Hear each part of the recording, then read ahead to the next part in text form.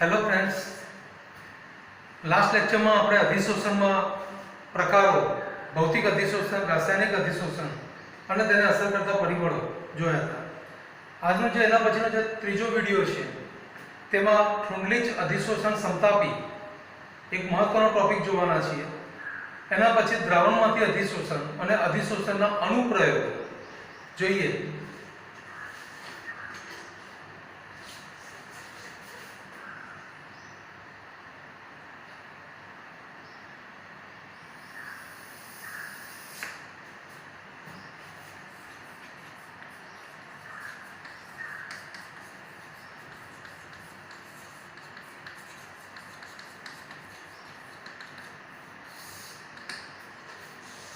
પહેલો પ્રશ્ન તો એ છે આપણા માટે કે સમતાપી એટલે શું.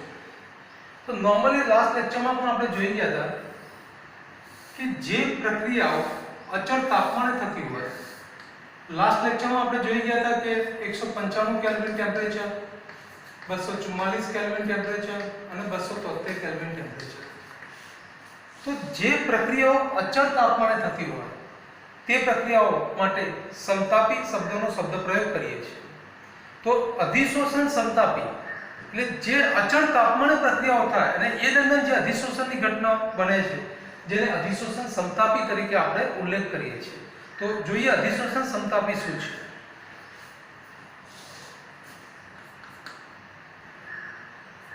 નિયત તાપમાને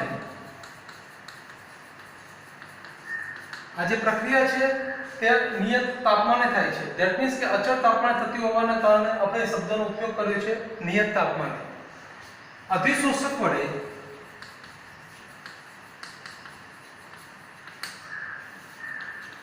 અધિશોષિત વાયુના જથ્થાનું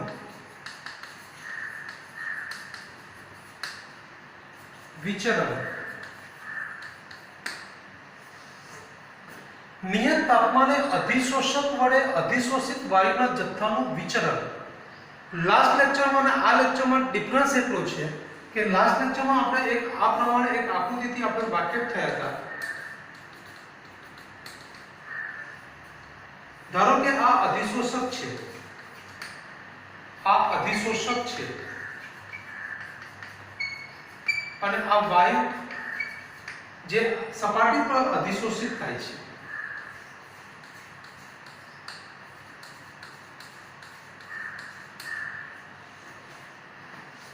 તો નિયત તાપમાને અધિશોષક વડે અધિશોષિત વાયુના જથ્થાનું વિચરણ એટલે અધિશોષક વડે અધિશોષિત વાયુના જથ્થાનું જે વિચરણ છે એ દબાણના ફેરફાર સાથે એક વક્ર દ્વારા અભિવ્યક્ત કરી શકાય છે.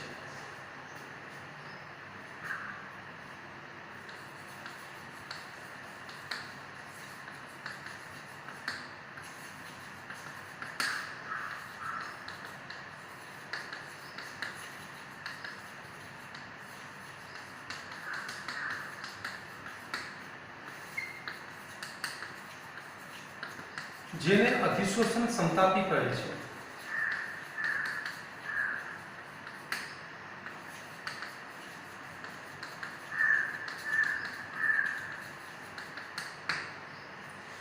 નિયત તાપમાને અધિશોષક વડે અધિશોષિત વાયુના જથ્થાનું વિચરણ દબાણ સાથે એક વક્ર દ્વારા અભિવ્યક્ત કરી શકાય છે, જેને અધિશોષણ સમતાપી વક્ર તરીકે પણ ઓળખવામાં આવે છે. ત્યારબાદ ફ્રુન્ડલીચ અધિશોષણ સમતાપી.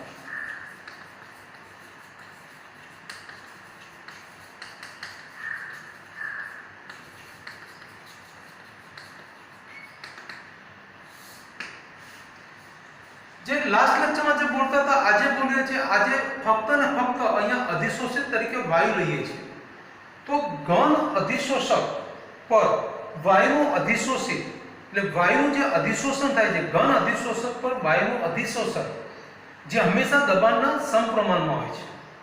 એટલે એનો અર્થ એમ થાય કે અહીંયા અધિશોષિત તરીકે કમ્પલસરી આપણે વાયુ લેવાનું છે. અને આ એક પ્રમાણસૂચક સંબંધ આપ્યો કે ઘન અધિશોષક છે ઘન છે, તો ઘન અધિશોષકના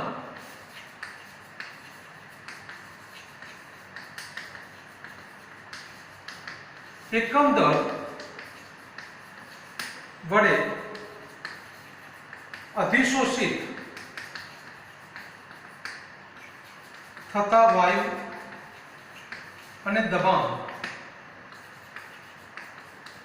વચ્ચેનો પ્રમાણસૂચક સંબંધ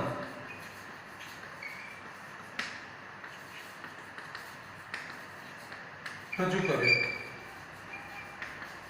ઈસવીસન 1909 માં ફ્રુન્લિચ નામના વૈજ્ઞાનિકે ઘન અધિશોષકના એકમ દળ વડે અધિશોષિત થતો વાયુ, એટલે આની પર જે વાયુનું અધિશોષણ થયું તે અધિશોષિત વાયુ અને દબાણ વચ્ચેનો એક ચોક્કસ પ્રકારનો, કારણ કે આ વાયુને આના ઉપર ચીપકી રહેવા માટે ચોક્કસ પ્રકારના પ્રેશરની તો જરૂર પડશે, બરાબર છે, તો એને દબાણ એની વચ્ચેનો એક ચોક્કસ પ્રમાણનો પ્રમાણસૂચક સંબંધ આપ્યો.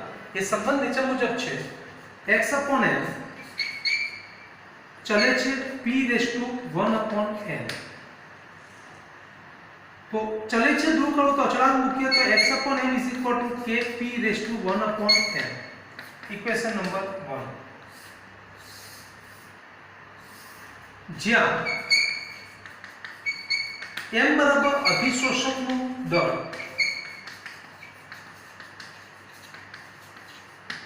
m બરાબર અધિશોષકનું દળ, x બરાબર p તાપમાને m અધિશોષક માટે અધિશોષિતનું દળ, અથવા ડાયરેક્ટ લખો તો એમ લખાય x બરાબર અધિશોષિતનું દળ, x/m અધિશોષણની માત્રા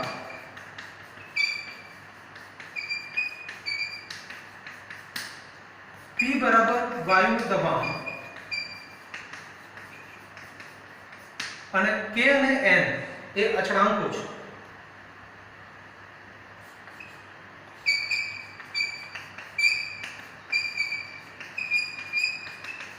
જે અધિશોષક અને અધિશોષિતના સ્વભાવ પર આધાર રાખે છે. અધિશોષિત તરીકેની વાયુ છે તો વાયુના સ્વભાવ પર આધાર રાખે છે એમ કહેવાય.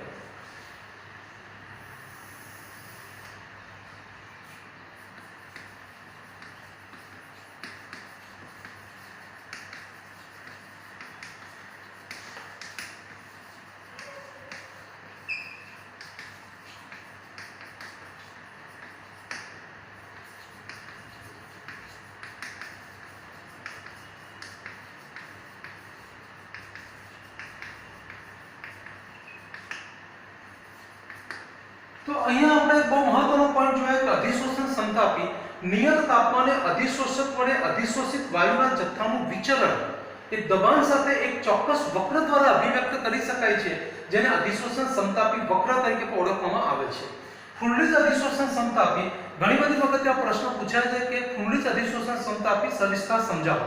તો તમારે એના માટે આ બધું તમારે લખવું પડે કે ઘન અધિશોષકના એકમ દળ વડે, એ ઘન અધિશોષકનું એકમ દળ છે એના વડે અધિશોષિત વાયુ છે તેના ઉપર અધિશોષિત થાય છે, જે વાયુનું અધિશોષણ થાય છે તે વાયુને આ અધિશોષક ઉપર ચીપકી રહેવા માટે ચોક્કસ પ્રકારના પ્રેશરની જરૂર પડે છે કે જે પ્રેશર દ્વારા અધિશોષિત વાયુ અધિશોષકની સપાટી ઉપર રહી શકે છે.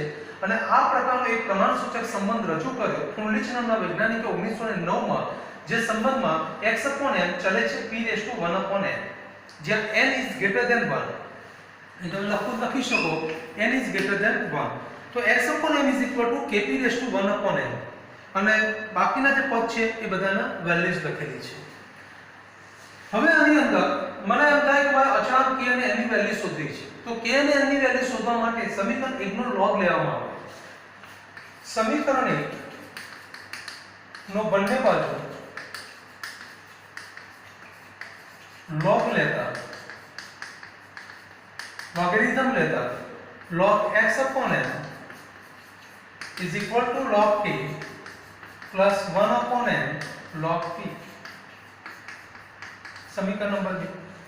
આ જે સમીકરણ મળે છે આ સમીકરણને સુરેખ રેખાનું સમીકરણ y બરાબર mx plus c સાથે એને કમ્પેર કરવામાં આવે, સરખાવવામાં આવે તો એ જોઈ શકાય છે કે x અક્ષ ઉપર log p છે, y અક્ષ ઉપર log x/m છે અને તેનો આલેખ દોરવામાં આવે તો આલેખ આ પ્રમાણે એક સીધી રેખામાં પ્રાપ્ત થાય છે. y અક્ષ ઉપર આપણે log x/m લેવાના છીએ અને x અક્ષ ઉપર log p લેવાના છે. તો આ જે આલેખ છે એ આપણને આ પ્રમાણે પ્રાપ્ત થાય છે, સીધી રેખામાં મળે છે. આ સીધી રેખાને જો આ રીતે y અક્ષને લંબાવવામાં આવે તો આલેખ y અક્ષને જે બિંદુ પર છેદે છે તે મૂલ્ય આંતરછેદનું મૂલ્ય મળે છે અને આંતરછેદ તરીકે c log k તરીકે મળે છે. અને આ જે રેખાનો ઢાળ છે, આ થીટા એંગલ લઈએ, આ a છે, b લઈએ અને c કહીએ તો ઢાળ બરાબર AB/BC is equal to 1/n. અને m નું મૂલ્ય 1/n છે, c બરાબર log k છે. જો ઢાળનું મૂલ્ય જાણતા હો તો તેના આધારે તમને અચળાંક n મળી શકે. આંતરછેદનું મૂલ્ય જાણતા હોય તો તેના આધારે આપણને log k મળે છે. તો ઢાળનું મૂલ્ય 1/n છે અને આંતરછેદ બરાબર log k છે. તો બંને અચળાંકોની જે વેલ્યુ છે ઢાળ અને આંતરછેદ ઉપરથી ક્રમાનુસાર આપણે પ્રાપ્ત કરી શકીએ છીએ. બોર્ડમાં પૂછાયેલો પ્રશ્ન છે, નીટની અંદર પૂછાયેલો એક પ્રશ્ન છે કે ફુલ્લીજ અધિશોષણ સમતાપીમાં ઢાળનું મૂલ્ય કેટલું હોય છે? અલગ અલગ ઓપ્શન આપેલા. આંતરછેદનું મૂલ્ય કેટલું હોય છે? તો ઢાળનું મૂલ્ય 1/n છે, આંતરછેદનું મૂલ્ય log k છે. ત્યારબાદ કેસ નંબર 1 લઈએ. જો 1/n બરાબર 1/n ની જે વેલ્યુ છે 1/n = 1 લઈએ તો શું થશે? તો એક વસ્તુ યાદ રાખજો મિત્રો, આપણે અહીંયા બે પ્રકારના કેસીસ પણ લેવાના છે, નીચું દબાણ અને ઊંચું દબાણ. તો અહીંયા આપણે થોડી જગ્યા છોડીને પછી આગળ લખીએ કે 1/n = 1 હોય તો શું થાય. તો એ નીચું દબાણ છે કે ઊંચું દબાણ છે આપોઆપ આપણને ખ્યાલ આવી જશે. તો 1/n = જ્યારે 1 હોય તો અહીંયા 1 લઈએ તો x/n is equal to k p/1 અને x/m is equal to kp, તો therefore x/m ચલે છે p. એનો અર્થ એમ થયો કે જો 1/n નું મૂલ્ય 1 લેવામાં આવે તો અધિશોષણની માત્રા એ દબાણના સમપ્રમાણમાં છે. તો અહીંયા આપણે જોઈ શકીએ એમ છીએ કે ત્રણ અલગ અલગ ટેમ્પરેચરે આપણે અધિશોષણની માત્રા વિરુદ્ધ p નો આપણે આલેખ જે દોર્યો એ આલેખમાં અહીંયા સ્પષ્ટ થાય છે. આ આલેખમાં એકદમ સ્પષ્ટ દેખાય છે કે અહીંયા સુધી સર્ટેન પ્રેશર સુધી તમે જેમ જેમ દબાણ વધારતા જાઓ છો તેમ તેમ દબાણના વધારા સાથે અધિશોષણની માત્રા પણ વધતી જાય છે. પણ અમુક ચોક્કસ દબાણ પ્રાપ્ત કર્યા પછી હવે દબાણ ગમે તેટલું વધારવામાં આવે છતાં અધિશોષણની માત્રા જે તે દબાણ ગમે તેટલું વધારવામાં આવે પણ અધિશોષણની માત્રા જે તે તાપમાને અચળ રહે છે. આનો અર્થ એમ થયો કે આ જે આલેખ છે એ વક્ર આલેખ છે એ અમુક ચોક્કસ રેન્જમાં જોવા મળે છે. તો નીચું દબાણ જ્યારે હતું તો x/m જેમ દબાણ વધ્યું તો x/m પણ વધ્યું. તેનો અર્થ એમ થયો કે આ પર્ટિક્યુલર જે પોર્શન છે જે લો પ્રેશર વાળો પોર્શન છે તો નીચા દબાણ માટે 1/n is equal to જ્યારે 1 હોય, નીચા દબાણે 1/n is equal to 1 હોય તો એવા સંજોગોમાં x/m ચલે છે p થાય છે. તો એવા સંજોગોમાં આ સમીકરણ લાગુ પાડી શકાય છે. કેસ નંબર 2, પરંતુ ઊંચા દબાણે 1/n is equal to 0 હોય છે. એ 1/n is equal to જ્યારે 0 લેવામાં આવે તો p/01 થઈ જશે તો x/m is equal to k થઈ જશે. અને x/m is equal to k થવાનો અર્થ એમ થયો કે ઊંચું દબાણ લઈએ, દબાણ જ્યારે ઊંચું લેવામાં આવે છે તો અધિશોષણની માત્રા દબાણથી સ્વતંત્ર થઈ જાય છે. ધેટ મીન્સ કે દબાણ ગમે તેટલું વધારવામાં આવે પણ તેનું અધિશોષણની માત્રા પર તેનો કોઈ ઇફેક્ટ જોવા મળતી નથી. તો આપણે એમ નહીં કહી શકીએ કે ઊંચા દબાણે 1/n is equal to 0 છે તો x/m is equal to k થઈ જશે. તો આનો અર્થ એમ થયો કે p/0 is equal to 1. તો અધિશોષણની માત્રા એ દબાણથી સ્વતંત્ર થઈ જાય છે. તો પર્ટિક્યુલર જે લો પ્રેશર છે તો લો પ્રેશરમાં અહીંયા લાગુ પડે છે, હાઈ પ્રેશર છે તો અહીંયા લાગુ પડે છે. બેની વચ્ચે ચોક્કસ પ્રકારનું મોડરેટ પ્રેશર બી હોય છે અને જે મોડરેટ પ્રેશર હોય ત્યાં સમીકરણ લાગુ પડે છે x/m is equal to kp/1/n. તો અહીંયા આપણે જોઈ શકીએ એમ છીએ કે 1/n ની આપણે વેલ્યુ કઈ લઈ શક્યા? તો એક વેલ્યુ 1 લઈ શક્યા, બીજી વેલ્યુ 0. તેના માટે લખી શકાય 0 is less than 1/n less than 1. તો આના ઉપરથી આપણે n ની વેલ્યુ પણ જો ફાઇન્ડ કરીએ તો કરી શકાય 1/n is equal to 1 હોય તો implies n is equal to કેટલા થશે? 1 જ થશે. અને 1/n is equal to 0 છે તો implies n is equal to 1/0 અને 1/0 is equal to infinity. અને આનો અર્થ એમ થયો કે n ની જો વેલ્યુ લેવી હોય તો કઈ રેન્જ લખાશે 1 to infinity. નીટમાં પૂછાયેલો પ્રશ્ન છે 1/n ની વેલ્યુ કયા ગાળામાં લેવામાં આવે છે તો 0 થી 1 ના ગાળામાં લેવામાં આવે છે. પણ n ની વેલ્યુ કેટલી લેવામાં આવે 1 થી અનંત રિજિયનમાં લેવામાં આવે છે, 1 થી અનંત પોર્શનમાં લેવામાં આવે છે. તો પહેલો તો એક પ્રશ્ન આપણે એ મહત્વનો પોઈન્ટ ડિરાઈવ કર્યો કે નીચું દબાણ હોય અને ઊંચું દબાણ હોય અને આ જે પ્રેશર છે જે પ્રેશર એ બંને પ્રોસેસ જોવા મળે છે તો એમ કહેવાય આને સેચ્યુરેશન પ્રેશર PS તરીકે ઓળખવામાં આવે છે. અને સંતૃપ્ત દબાણ સેચ્યુરેશન પ્રેશર એટલે સંતૃપ્ત દબાણ અને સંતૃપ્ત દબાણ એટલે કે સંતૃપ્ત દબાણ એક એવા પ્રકારનું દબાણ છે કે જે દબાણે અધિશોષણની ક્રિયા અને અપશોષણની ક્રિયા આ બંને ક્રિયાઓ એકસાથે થતી જોવા મળે છે. એટલે કે અધિશોષણનો દર અને અપશોષણનો દર બંને દર એક સમાન હોય તો એ જે પ્રેશર એ વખતે જે પ્રેશર હોય તે પ્રેશરને સંતૃપ્ત પ્રેશર તરીકે PS અને સેચ્યુરેટેડ પ્રેશર તરીકે ઓળખવામાં આવે છે. તો આ અધિશોષણ સમતાપી ફ્રુન્લીજ અધિશોષણ સમતાપી જો છે એની અંદરથી આપણે એના કેસ બી ડિરાઈવ કર્યો, એક નીચા દબાણે અને બીજું છે ઊંચા દબાણ માટે આપણે કેસ ડિરાઈવ કર્યો. અહીંયા આપણે સ્પષ્ટપણે જોઈ શકીએ છીએ કે નીચા દબાણ માટે નીચું દબાણ છે તો નીચા દબાણ માટે જેમ જેમ દબાણ વધતું જાય છે અધિશોષણની માત્રા પણ વધતી જાય છે. પર્ટિક્યુલર તમે જોઈ શકો છો કે આ ટેમ્પરેચર છે એ વખતે અધિશોષણ આટલું છે, આ ટેમ્પરેચર અધિશોષણ આટલું છે, આ ટેમ્પરેચર અધિશોષણની માત્રા આ પ્રમાણે છે. તો જેમ જેમ ટેમ્પરેચર ઘટતું જાય છે જોઈ શકાય છે જેમ જેમ ટેમ્પરેચર ઘટતું જાય છે અધિશોષણની જે માત્રા છે ટેમ્પરેચર જેમ જેમ વધતું જાય છે અધિશોષણની માત્રા ઘટતી જાય છે. તાપમાન અને અધિશોષણની માત્રા પરસ્પર એકબીજાનો વ્યસ્ત સંબંધ ધરાવે છે. બીજો પણ જોઈ શકીએ આની ઉપરથી કે નીચા દબાણ માટે દબાણ વધે અધિશોષણની માત્રા વધે. પણ ઊંચું દબાણ લેવામાં આવે તો એવા સંજોગોની અંદર દબાણનો કોઈ પણ પ્રકારનો ફેરફાર કરવામાં આવે પણ અધિશોષણ એ દબાણથી સ્વતંત્ર બને છે એટલે કે ઇન્ડિપેન્ડન્ટ સ્પીસીસ બની જાય છે. તો આપણે જોયું ફ્રુન્લીજ અધિશોષણ સમતાપી. નેક્સ્ટ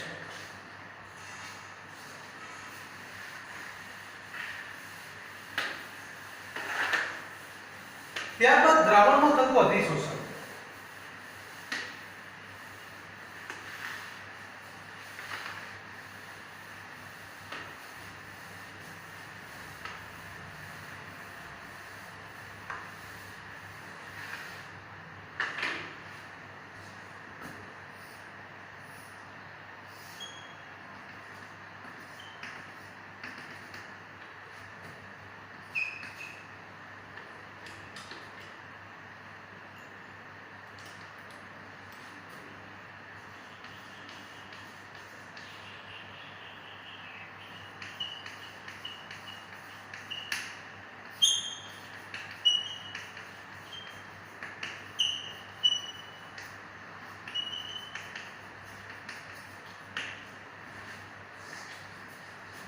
સેકન્ડ ક્વેશ્ચન દ્રાવણમાંથી થતું અધિશોષણ.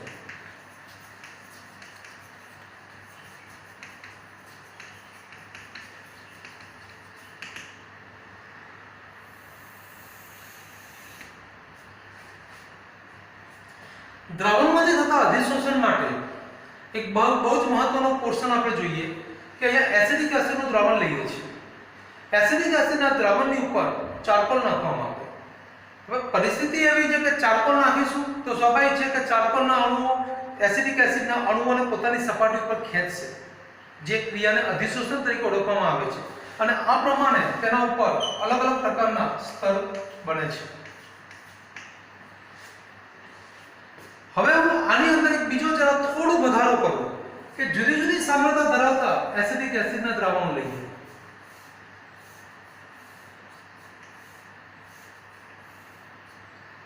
અહીં જુદી જુદી સાંદ્રતા ધરાવતા એસિડિક એસિડના દ્રાવણો 3 દ્રાવણો મેં લીધા છે. પહેલું જે દ્રાવણ છે તેની જે સાંદ્રતા છે એ સાંદ્રતા 0.5 મોલર છે. બીજું જે દ્રાવણ લીધું છે એની સાંદ્રતા 0.75 મોલર છે અને ત્રીજું દ્રાવણ છે તેની સાંદ્રતા 1 મોલર છે. શરૂઆતમાં આ બધી જે સાંદ્રતાઓ છે તે એસિડિક એસિડની છે. દરેક દ્રાવણમાં એક ચોક્કસ વજનનો અધિશોષક ઉમેરવામાં આવે ચારકોલ. તો ચારકોલ ઉમેરીએ છીએ 1 ગ્રામ જેટલો ચારકોલ આપણે દરેકમાં ફિક્સ વજનનો નાખીએ છીએ.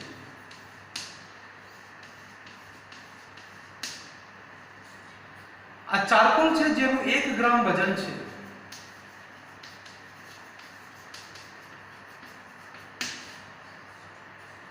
તો સ્વાભાવિક છે કે ધીમે ધીમે એસિડિક એસિડના અણુઓ ચારકોલની સપાટી પર એકત્રિત થશે, ચારકોલની સપાટી ઉપર જમા થવાના ચાલુ થશે.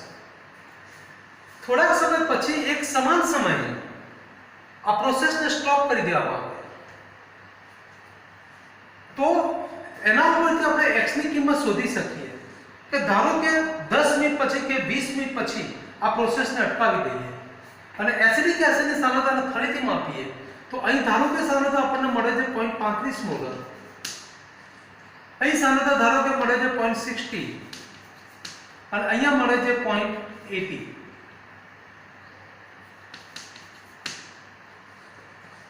તો x એ શું છે? તો અધિશોષણ પહેલાની સાંદ્રતા અને અધિશોષણ થયા બાદ એસિડિક એસિડની સાંદ્રતા નો તફાવત જે x તરીકે ઓળખી શકાય. તો અધિશોષણ પહેલાની સાંદ્રતા 0.5 મોલર હતું અને અધિશોષણ થયા બાદ એસિડિક એસિડની સાંદ્રતા આપણને 0.35 મોલર મળી. આ બેનો ડિફરન્સ લેવામાં આવે તો જે ડિફરન્સ છે જે x તરીકે દર્શાવી શકાય. અધિશોષણ પહેલાની સાંદ્રતા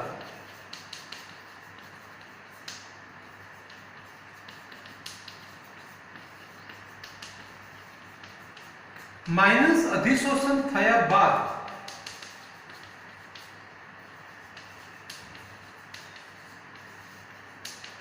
અને આ બેનો ડિફરન્સ લઈએ તો આપણને x મળે છે. m એ ચોક્કસ અધિશોષકનું વજન છે જે 1 ગ્રામ લીધું છે આપણે ચારકોલ. તો જેના આધારે તમે x/m શોધી શકો અને x/m જો અહીંયા અધિશોષક ઉપર વાયુનું અધિશોષણ થાય તો એના પર દબાણની ક્રિયા લાગુ પડે છે.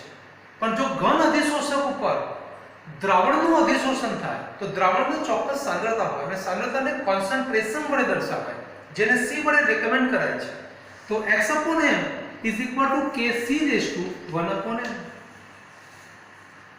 સેમ છે, m અધિશોષકનું દળ છે, x અધિશોષિતનું દળ. એટલે કે અધિશોષણ પહેલાની સાંદ્રતામાંથી અધિશોષણ થયા બાદ એસિડિક એસિડની સાંદ્રતા બાદ કરવામાં આવે તો જે તફાવત મળે છે જેને x કહેવાય. x/m એ અધિશોષણની માત્રા છે, c એ સાંદ્રતા છે, k અને n અચળાંકો છે. અને આના માટે પણ ફ્રુમલીચ અધિશોષણ સમતાપી સેમ કે લાગુ પાડી શકાય. તો બંને બાજુ લોગેરિધમ લેવામાં આવે તો log x/m log k + 1/n log c. પ્રશ્ન એ છે કે અધિશોષણની માત્રા માટે અસર કરતા પરિબળો.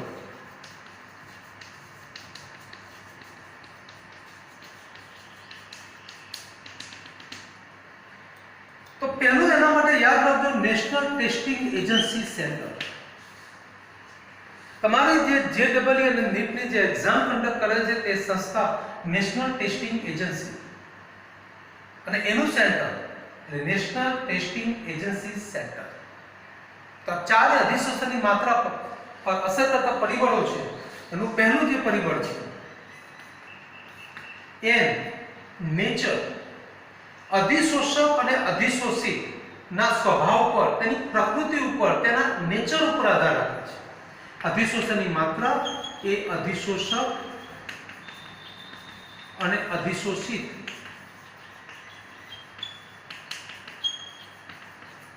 ના સ્વભાવ પર આધાર રાખે છે. નંબર 2 તાપમાન પર. તાપમાન વધે અધિશોષણ ઘટે, તાપમાન ઘટે અધિશોષણ વધે. તાપમાન અને અધિશોષણ પરસ્પર એકબીજાનો વ્યસ્ત સંબંધ ધરાવે છે. અહીં જોઈ શકાય છે જેમ જેમ તાપમાન વધતું જાય છે નીચે આવીએ તેમ અધિશોષણની માત્રા પણ ઘટતી જાય છે. 195 કેલ્વિન ટેમ્પરેચરે અધિશોષણ આટલું હતું, 273 કેલ્વિન ટેમ્પરેચરે અધિશોષણ ડાઉન થયું. જેમ જેમ તાપમાનનો વધારો થતો ગયો, જેમ જેમ તાપમાનનો વધારો થતો ગયો તો અધિશોષણની માત્રા ડાઉન થતી ગઈ. તો અધિશોષણ અને તાપમાન પરસ્પર એકબીજાનો વ્યસ્ત સંબંધ ધરાવે છે.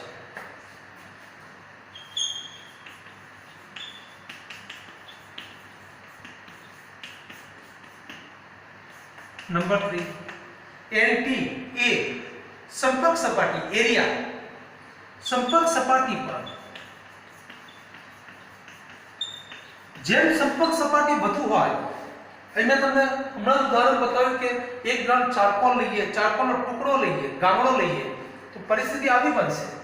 આ 1 ગ્રામ ચારકોલ છે, આ 1 ગ્રામ ચારકોલ લઈએ, પણ એની જગ્યાએ 1 ગ્રામ ચારકોલનો ભૂકો લીધો છે, પાવડર લીધો છે, સંક્ષિપ્ત કણો લીધા છે, નાના નાના કણો લીધા, તો એનો જે ટુકડો છે તેના કરતા જે બારીક પાવડર છે તેના ઉપર અધિશોષણની ક્રિયા વધુ થાય છે. તો જેમ સંપર્ક સપાટી વધુ હોય, અધિશોષણની માત્રા વધે છે. અધિશોષણની માત્રા એ તેની સંપર્ક સપાટીના સમપ્રમાણમાં હોય છે. National testing agency centre concentration સાંદ્રતા, અધિશોષણની માત્રા એ તેના સાંદ્રતા ઉપર પણ આધાર રાખે છે. જેટલું સાંદ્રતા અહીંયા વધારે હશે તે પ્રમાણે અધિશોષણની માત્રા પણ બદલાશે. તો એનો અર્થ એમ થયો કે અધિશોષણની માત્રા એ તેના સાંદ્રતા ઉપર પણ આધાર રાખે છે.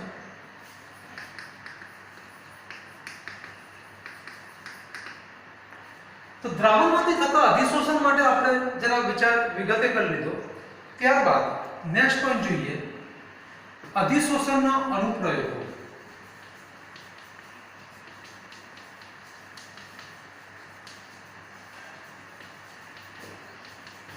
એનો અર્થ એમ થાય એપ્લિકેશન ઓફ એડસોર્પ્શન.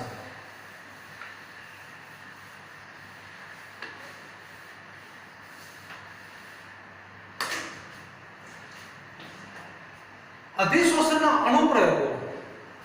ઉગે સૂર્ય, આ ટેકનિક યાદ રાખો. સૂર્ય તો રોજ ઉગે છે. તો ઉગે સૂર્ય જે વાતાવરણમાંથી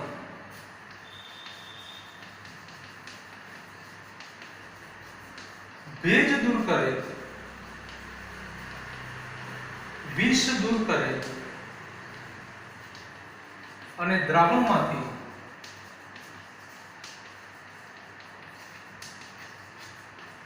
રંગીન દ્રવ્ય દૂર કરે.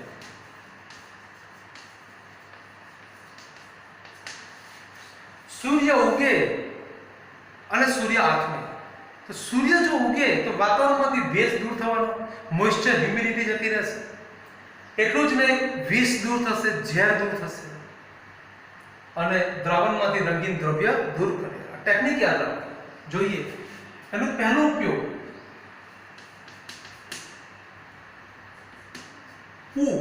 ઉચ્ચ શૂન્યાવકાશ પ્રાપ્ત કરવા માટે.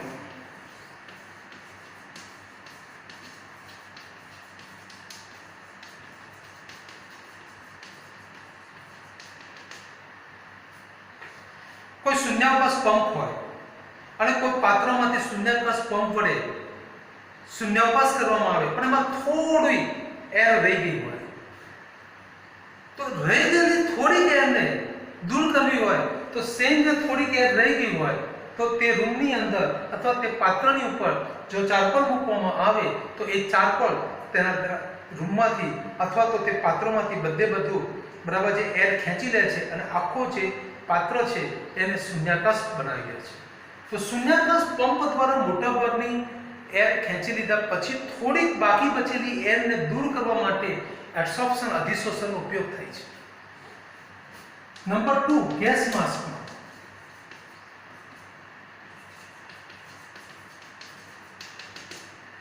ગેસ માસ્કમાં કોલસાની ખાણમાં શ્રમિકો, મજદૂર લોકો પાતાળમાં હજારો કિલોમીટર સુધી કામ કરતા હોય છે અને આમાં ઝેરી ગેસ કેટલીક વખત કોલસાની ખાણોમાંથી નીકળે અને માણસ એ ઝેરી ગેસના સંપર્કમાં આવે અને તેનું મૃત્યુ થતું હોય છે.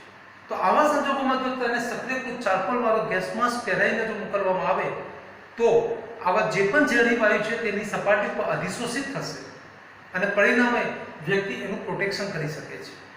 આટલું જ નહીં, ક્લોરીન વાયુના વાતાવરણમાં જવા માટે પણ જો સક્રિયકૃત ચારકોલ ધરાવતો ગેસ માસ્ક પહેરીને જવામાં આવે તો એ વ્યક્તિ પોતાનો સ્વ બચાવ કરી શકે છે. ઉગે સૂર્ય જે વાતાવરણમાંથી ભેજ દૂર કરે, તો એના પછીનું ત્રીજું છે ભેજ દૂર કરવા માટે.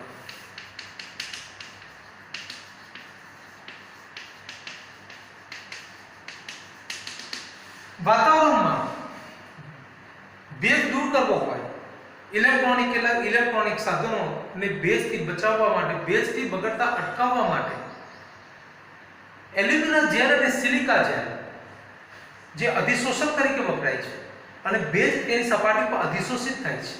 તો અહીંયા અધિશોષક છે તે અધિશોષક વડે અધિશોષક તરીકે સિલિકા જેલ અથવા એલ્યુમિના જેલ લેવામાં આવે છે અને જે ભેજ છે તેની સપાટી પર અધિશોષિત થાય છે. એલ્યુમિના જેલ અથવા સિલિકા જેલ.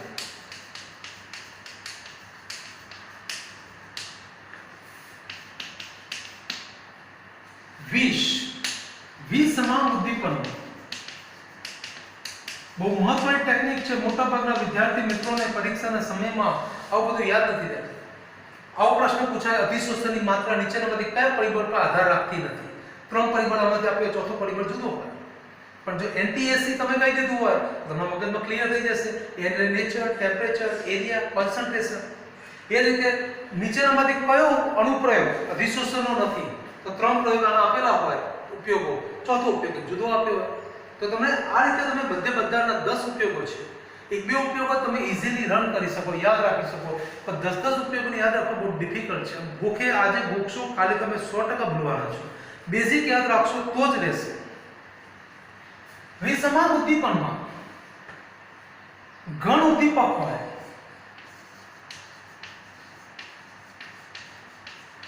અને તેની સપાટી પર પ્રક્રિયકોનું અધિશોષણ થાય. ઘન ઉદ્દીપકની સપાટી પર પ્રક્રિયકોનું અધિશોષણ થાય તો સ્વાભાવિક રીતે પ્રક્રિયાનો વેગ વધે છે. ઉદ્દીપકનું કામ જ એ છે, પ્રક્રિયાનો વેગ વધે. તો ઘન ઉદ્દીપકની સપાટી પર પ્રક્રિયકોનું અધિશોષણ થવાથી પ્રક્રિયાનો વેગ વધે છે. ઉદાહરણ તરીકે સલ્ફ્યુરિક એસિડના ઉત્પાદન માટે જે સંપર્ક પદ્ધતિ છે અને તે સંપર્ક પદ્ધતિમાં ઉદ્દીપક તરીકે V2O5 વપરાય છે જે સોલ્યુબલ છે. આટલું જ નહીં, વિષમાન ઉદ્દીપનમાં તમે ઘણા બધા ઉદાહરણ લઈ શકો. એમોનિયાના ઉત્પાદન માટેની જે હેબર વિધિ છે તો તેમાં પણ એપિન સોલિડ વપરાય છે. તો એ પણ અધિશોષણનો જ એક ભાગ છે. ત્યારબાદ પાંચમો, દ્રાવણમાંથી રંગીન દ્રવ્ય દૂર કરવા માટે, દ્રાવણમાંથી રંગીન દ્રવ્ય દૂર કરવા. લાસ્ટ લેક્ચરમાં આપણે જોઈ ગયા હતા કે પાણીમાં પીળી ખાંડ નાખી, આ રીતે જરા ચોકથી જોઈ લઈએ. આ પાણી છે અને પાણીમાં પીળી ખાંડ નાખીએ તો આખું દ્રાવણ પૂરું થઈ જશે. તો દ્રાવણ રંગીન છે.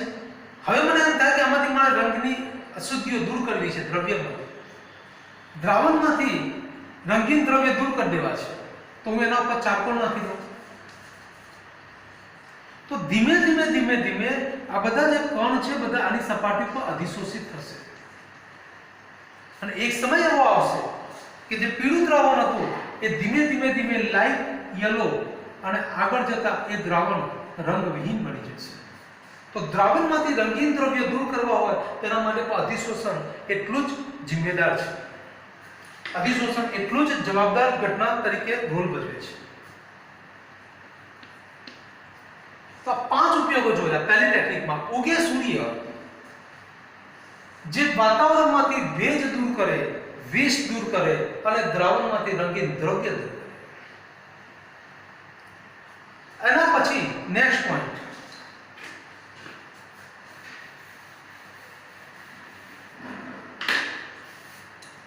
અફીણ જે રોગને મટાડવા માટે, અફીણ જે રોગને મટાડવા માટે વપરાય. એના પછી જે નેક્સ્ટ પોઈન્ટ છે, રોગને તો મટાડી જ દે છે, પણ એટલું જ નહીં, અફીણ જે રોગને મટાડે નિષ્ક્રિય વાયુના અલગીકરણમાં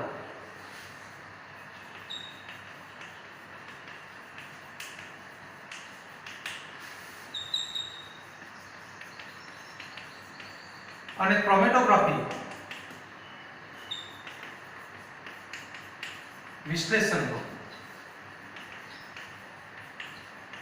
વપરાય છે.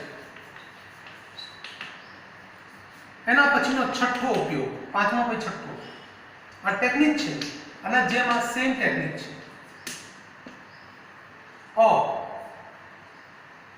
અધિશોષણ સૂચકો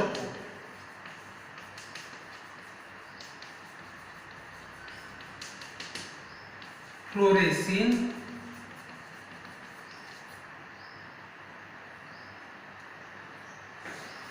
અધિશોષણ સૂચકો તરીકે ફ્લોરેસીન નોર્મલી વપરાય. સિલ્વર નાઇટ્રેટ લઈએ,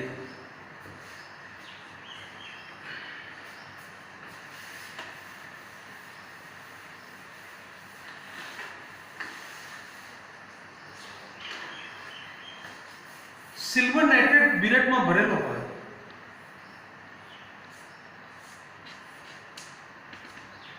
સિલ્વર નાઇટ્રેટ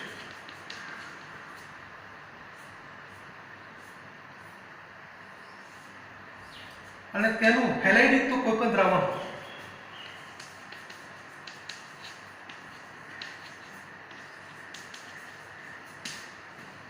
તો સિલ્વર નાઇટ્રેટનું હેલાઇડ દ્રાવણ સાથે એનું અનુમાપન કરવામાં આવે, ટાઇટ્રેશન કરવામાં આવે, તો સિલ્વર હેલાઇડના અવક્ષેપ મળશે. સિલ્વર હેલાઇડના જે અવક્ષેપ મળશે, આ અવક્ષેપ મળે છે, તો એની અંદર, એ દ્રાવણની અંદર ફ્લોરેસીન સૂચક નાખવામાં આવે, તો જે સૂચક છે સિલ્વર હેલાઇડના સપાટી ઉપર અધિશોષિત થાય છે અને પરિણામે લાક્ષણિક રંગ પેદા કરે છે. તો આ રીતે પણ અધિશોષણનો ઉપયોગ થાય છે.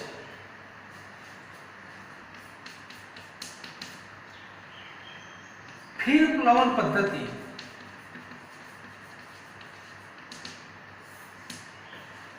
સલ્ફાઇડ યુક્ત કોઈ પણ કાચી ધાતુ હોય અને સલ્ફાઇડ યુક્ત કાચી ધાતુમાં બારીક ભૂકો કરીને તેમાં ટર્પેન્ટાઇન તેલ અથવા પાઇન તેલ અથવા જેન્થેટ સંયોજન ઉમેરવામાં આવે અને ઉપરથી ફૂંક મારવામાં આવે, તો એવા સંજોગોમાં સપાટી પર ઘણા બધા ફીણ ઉત્પન્ન થાય છે.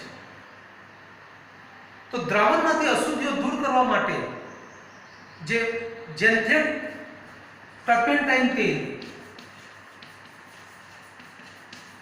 પાઇન તેલ, જેન્થેટ સંયોજનો એની સપાટી ઉપર અશુદ્ધિઓ અધિશોષિત થાય છે અને આ પ્રમાણે એને દૂર કરી શકાય છે.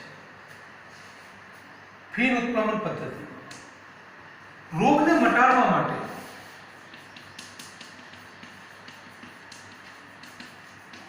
અધિશોષણ બહુ ઉપયોગી છે.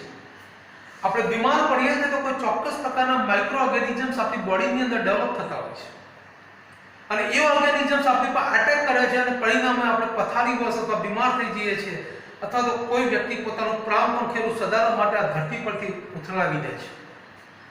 તો આવા સંજોગોમાં જ્યારે માણસ હયાત હોય તો ડોક્ટરો જે પણ પ્રયત્નો કરે છે રોગને મટાડવા માટે ચોક્કસ પ્રકારની ટેબ્લેટ આપે છે,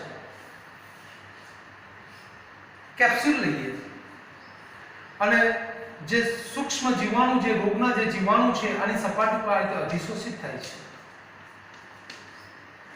તો આપણે જે પણ દવા ગળીએ છીએ, દવા ઉપર ના જે રોગના જીવાણુઓ છે એ આની સપાટી પર અધિશોષિત થાય છે અને પરિણામે જે આ દવાના સંપર્કમાં આવે જીવાણુ એનું મૃત્યુ થાય છે અને પરિણામે આપણે રોગમાંથી બહાર આવીએ છીએ. તો રોગને મટાડવા માટે નિષ્ક્રિય વાયુના અલગીકરણમાં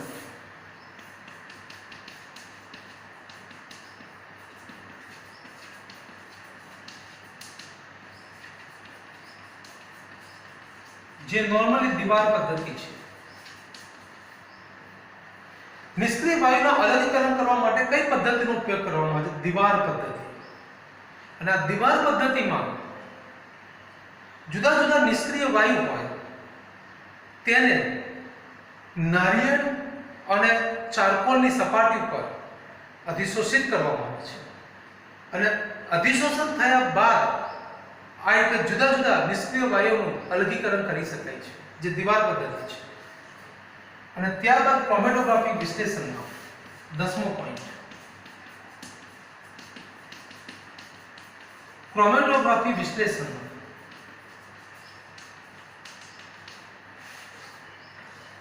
અકાર્બનિક આયનો હોય તેનું વિશ્લેષણ કરવું હોય તો ક્રોમેટોગ્રાફિક વિશ્લેષણમાં પણ અધિશોષણ ખૂબ જ મહત્વનો ભાગ ભજવે છે. તો આ રીતે આપણે જોડે 10 પોઈન્ટ થયા ઉપયોગોમાં, અનુપ્રયોગોમાં. આમાં તમને કોઈ પણ એક પોઈન્ટ આ સિવાયનો આપણને એમસીક્યુ પૂછી નાખે. આ ચેપ્ટર બહુ સારું ચેપ્ટર એટલા માટે ઇન્ટરેસ્ટિંગ ચેપ્ટર છે કે મોટાભાગના વિદ્યાર્થીઓ આ ચેપ્ટર ગોખી મારતા હોય છે, ભૂલી જતા હોય છે, પરીક્ષાના દિવસોમાં યાદ નથી રહેતું હોતું અને પરિણામે આને છોડી દે છે. પણ આ ચેપ્ટરમાંથી એટલીસ્ટ એક એમસીક્યુ તો તમને દર વર્ષે નીટ અથવા તો જેડબલઈ માં મળે છે, તો સરસ મળે છે, એકદમ પરફેક્ટ હોય છે.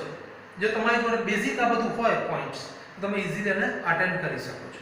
એટલું જ નહીં, બોર્ડની પરીક્ષામાં પણ આ તમને પૂછે અધિશોષણના અનુપ્રયોગો સમજાવો અથવા અધિશોષણના અનુપ્રયોગો, બરાબર છે.